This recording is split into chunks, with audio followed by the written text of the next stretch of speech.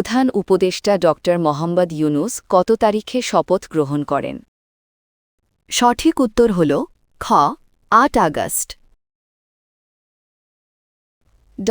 মোহাম্মদ ইউনূস কত সালে শান্তিতে নোবেল পুরস্কার লাভ করেন? সঠিক উত্তর হল গ. ২০০৬।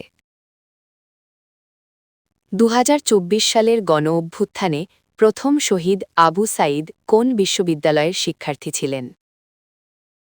সঠিক উত্তর হল খ. বেগম রোকেয়া বিশ্ববিদ্যালয়।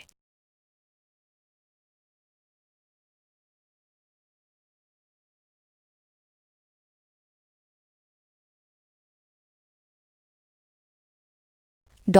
মোহাম্মদ ইউনূস কর্তৃক প্রবর্তিত গ্রামীণ ব্যাংক কত সালে প্রতিষ্ঠিত হয়? সঠিক উত্তর হল খ. ১৯৮৩। বর্তমান অন্তর্বর্তীকালীন সরকারে কতজন উপদেষ্টা প্রথম দফায় শপথ নেন? সঠিক উত্তর হল খ. ১৬ জন।